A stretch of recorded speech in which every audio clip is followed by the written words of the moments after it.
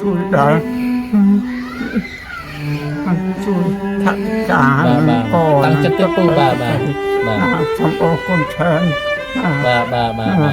lúc tu bà ở cùng bài cho con đi bà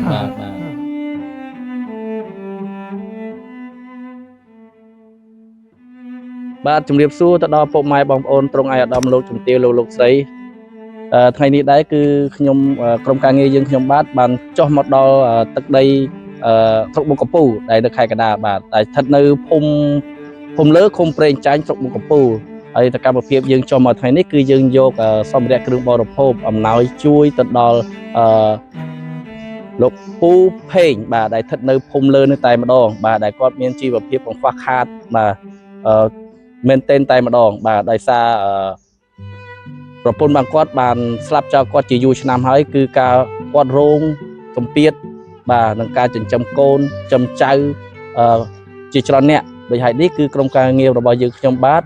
បានចូលរួមមូលនិធិបាទនឹងចោះជួយគាត់ផ្ទាល់តែម្ដងបាទលោកកម្មវិធីបាទសូមគោរពជម្រាបសួរបងប្អូននេះកម្មវិធីយើងថ្ងៃនេះដឹកនាំដោយខ្ញុំបាទតនវិធីចាងវាំងផលិតកម្មអូហ្វីមបាទពីខ្ញុំក្រុមយុវជនមនុស្សធម៌បរិច្ចាគឈាមបាទពីខ្ញុំជាច័ន្ទបូនយោព័ត៌មានរំអធីរវីយូ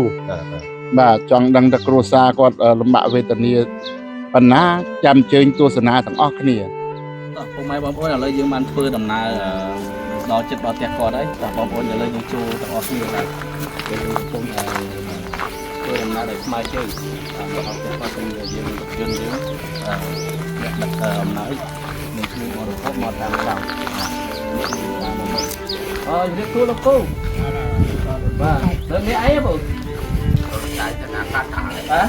rồi chạy này nhớ mùi លោកពូនៅម្នាក់ឯងអូនេះចៅchạy chạy អូមើលចៅមើលម្នាក់មើលមកបងអង្គុយយ៉ាងនេះបាទពុកម៉ែបងប្អូននេះគឺជាចៅរបស់គាត់ហើយនៅពី3នាក់ទៀតបានរត់លេងអស់ហើយអញ្ចឹងយើងជួបលោកពូផ្ទាល់តែម្ដងមកលោកពូកូនលោកពូតាណាអស់ហើយrồi xí xua cái ao hay អូទៅស៊ីឈ្នួលធ្វើការអីគេណាបាទហើយអញ្ចឹងនេះលឺថាលោកពូនេះក៏លោកពូយកមកមិញនេះបាទមានតែប៉ុណ្្នេះទេមែនទេពូណាបាទអត់ផ្ទះសបែងយើងមិនមកទេដល់ពេលគ្លៀងគោអីបាទយើងមកនោះសាច់លិចសាច់កើតហ្នឹងបាទពីកន្លែងដេកអត់ឃើញតែឃើញវាធ្លាយធ្លុះអស់ហើយបាទនេះតាមបងប្អូនជីវរដ្ឋគាត់បានជូនដំណឹងខ្ញុំដែរថាផ្ទះលោកពូដល់ពេលមានភ្លៀងមានអីម្ដងគឺវេទនាណាស់រកកន្លែងដេកពូអត់បានទេមែនទេពូបាទនេះហើយគឺជាការចាក់ស្ដែងពុកម៉ែបងប្អូនណាចាក់ស្ដែងតែម្ដងដែលក្រុមការងារយើងចុះមកដល់ផ្ទះលោកពូដែលគាត់ក្រខ្សត់មែនតែនបាទសូម្បីផ្ទះសំបែងក៏ធ្លុះធ្លាយអស់ដែរហើយឮថាព្រំប្រក់នៅព្រំព្រំប្រក់គាត់ថាប្រក់ហ្នឹងវាមិនទាន់ចិត្តឯណាប្រហែលទេបាទឮថាព្រំហ្នឹងចូលប្រហែលឆ្នាំមិនដែរប្រក់ទេតែប្រក់ឥឡូវបានប្រក់ហើយ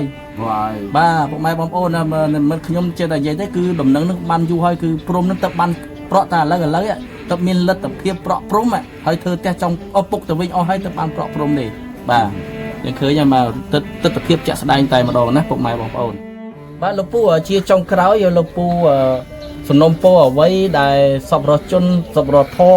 ត្រង់ឯអាដាមដែលគាត់មានគោលបំណងចង់ជួយលោកពូថាពូចង់សំណុំពរចង់បានអ្វីដែលគាត់ជួយឧបត្ថម្ភលោកពូតាមរយៈខ្ញុំឬក៏មកចោះជួយទៅដល់លោកពូផ្ទាល់តែម្ដងបាទអាហ្នឹងនិយាយទៅស្រែកលើលោកមួយទេចង់មកចោះមកផ្ទាល់ក៏បានអីក៏បានដែរចង់សំណុំពរថាគាត់បានស្បៀងហ្នឹងបាទគេគ្រប់ស្របចឹងមកបាទហ្នឹងហើយគឺចង់បានតែគ្រឿងបរិភោគហូបចុកទេហើយថាចាយគឺខ្វះខាតដែរហ្នឹងហើយបាទនេះតាមទឹកចិត្តបងប្អូនយើងសពរដ្ឋធត្រង់ឯអាដាមលោកជំទាវដែលគាត់មានគោលបំណងជួយលោកពូសំណុំពរតាមរយៈខ្ញុំឬក៏ចុះមកផ្ទាល់ក៏បានដែរអញ្ចឹងណាលោកពូណាស្រេចណាបាទជំរាបសួរទៅដល់ពុកម៉ែបងប្អូនលោកយាយលោកតាត្រង់ឯអាដាមលោកស្រីឥឡូវយើង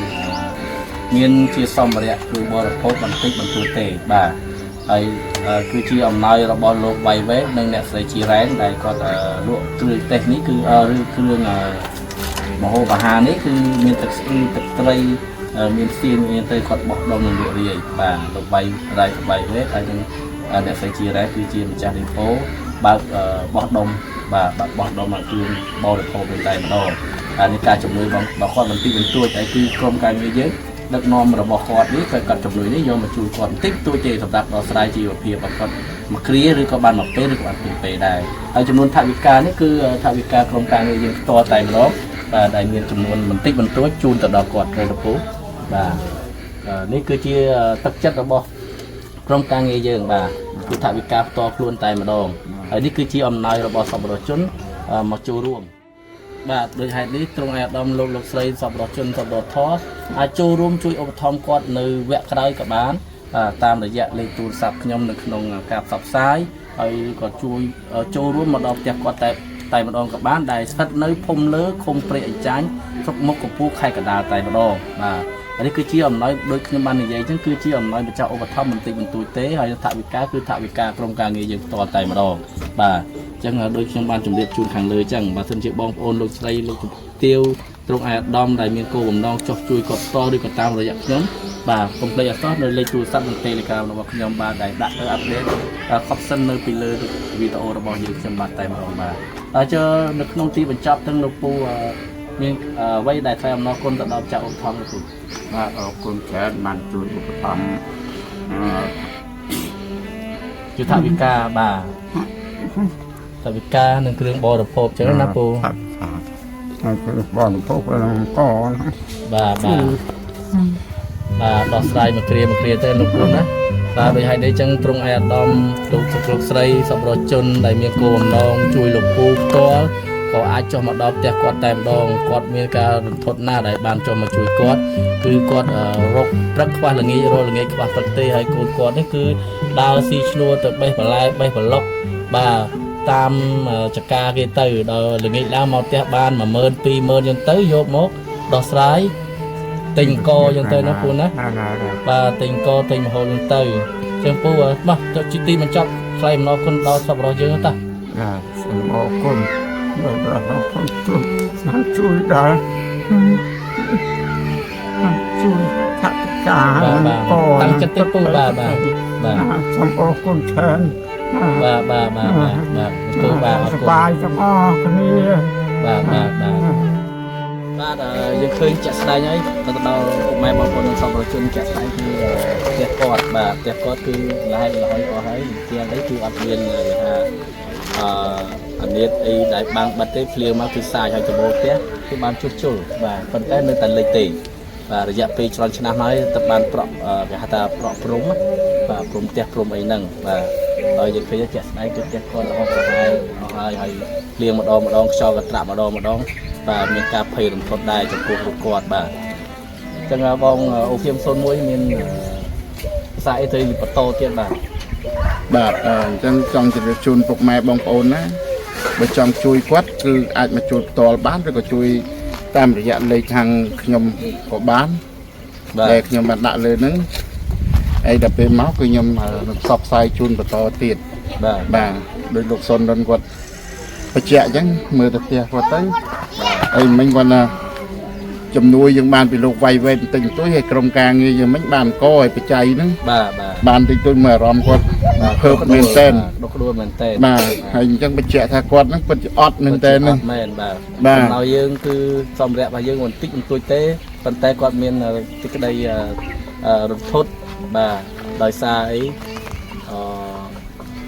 ដែលយើងចុះមកដល់គាត់លើកទី1ហើយដែលយើងចុះមកជួយគាត់នេះបាទតាមបងប្អូនអ្នកចិត្តខាងរបស់គាត់គឺលើកទី1ហើយដែលក្រុមការងារយើងបានលឺដំណឹងចុះមកផ្ទាល់តែម្ដងហើយគាត់មានការសប្បាយចិត្តនិងទុកចិត្តខ្លាំងណាស់បាទទុកចិត្តខ្លាំងណាស់បាទបានបងប្អូនយើងមកចូលរួមបាទជួយទៅដល់គាត់ហើយគ្មានអ្វីជាធំដុំទេបាទមានតែទឹកត្រីទឹកស៊ីអ៊ីវ